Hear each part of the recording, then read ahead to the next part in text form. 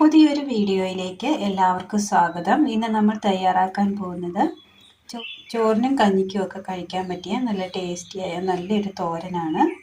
അതിനായിട്ട് ഒരല്പം മുതിര ഒരു രാത്രി കുതിർത്തിയെടുത്തിട്ടുണ്ട്, ഒരു പിടി ചെറുപയർ കുതിർത്തിയെടുത്തത്, ഒരു പിടി ചീര അരിഞ്ഞത്, ചെറിയുള്ളി ഒരല്പം. ഇനി ഇത് തയ്യാറാക്കുവാനായിട്ട് ഒരു ചട്ടി എടുത്തതിന് ശേഷം ചട്ടിയിലേക്ക് മുതിര ഇട്ട് കൊടുക്കാം. ഈ ചെറുപയർ ഇതിനൊപ്പം തന്നെ ഇടുകയാണ്. ഒരു പിടി മതി. ഒരല്പം വെള്ളം ഒഴിച്ച് കൊടുക്കാം. ഒരല്പം മഞ്ഞൾപ്പൊടി. ഇതിനെ അടുപ്പത്ത് വെച്ച് കൊടുത്ത് നന്നായി ഒന്ന് വേവിച്ചെടുക്കാം. ചെറിയുള്ളിയും ഒരു 5-6 വറ്റൽമുളകും കൂടി ചതച്ചെടുത്തുകൊണ്ട് വരാം. കഷ്ണങ്ങളൊന്ന് വേവായി വരുന്നുണ്ട്. ഒരല്പം ഉപ്പിട്ട് കൊടുക്കാം. ഒരു പിടി ചീര അരിഞ്ഞത്,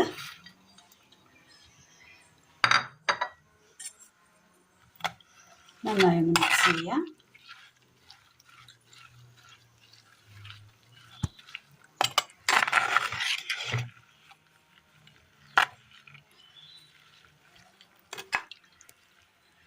നല്ല ഹെൽത്തിയായ നല്ലൊരു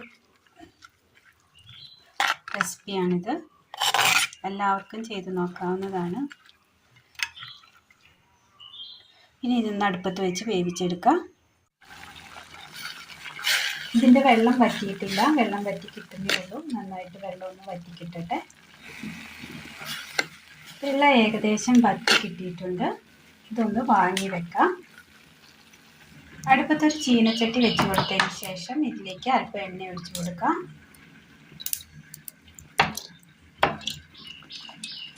ചട്ടിയിലെ എണ്ണ ഒന്ന് നന്നായി ചൂടായി വന്നിട്ടുണ്ട്. കടുക് ഇട്ട് കൊടുക്കാം.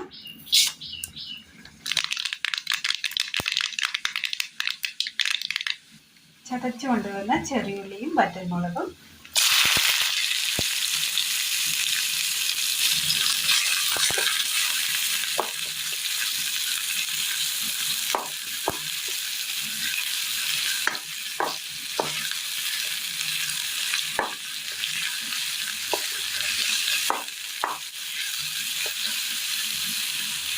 ചെറിയൊരു തണ്ട് കറിവേപ്പില,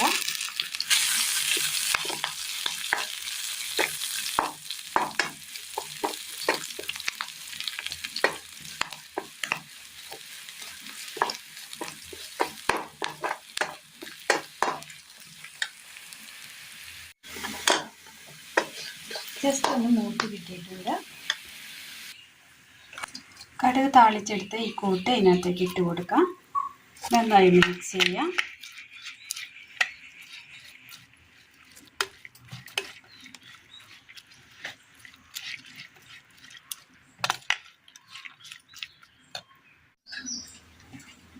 വളരെ സിമ്പിളായി പെട്ടെന്ന് നമുക്ക് തയ്യാറാക്കിയെടുക്കാൻ പറ്റിയ കഞ്ഞിക്കും ചോറിനുമൊപ്പം കഴിക്കാൻ പറ്റിയ നല്ലൊരു തോരനാണിത്.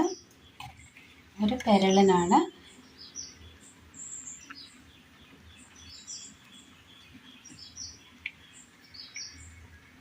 ഇതിന് പ്രത്യേകിച്ച് തേങ്ങയൊന്നും ആവശ്യമില്ല. തേങ്ങയൊന്നുമില്ലാതെ തന്നെ നമുക്ക് തയ്യാറാക്കിയെടുക്കാൻ പറ്റിയതാണ്. ഇത് ഇങ്ങനെ കോരി കഴിക്കാൻ നല്ല ടേസ്റ്റാണ്. കഞ്ഞിക്കൊപ്പം ചോറിനും കഞ്ഞിക്കും ഒപ്പം കൂട്ടാൻ പറ്റിയ നല്ല ഹെൽത്തിയായ നല്ലൊരു തോരൻ റെസിപ്പിയാണ് ഇന്ന് നമ്മൾ തയ്യാറാക്കിയത്. അപ്പോൾ എല്ലാവരും ഒന്ന് ചെയ്ത് നോക്കണം. നല്ല ഹെൽത്തിയാണ്.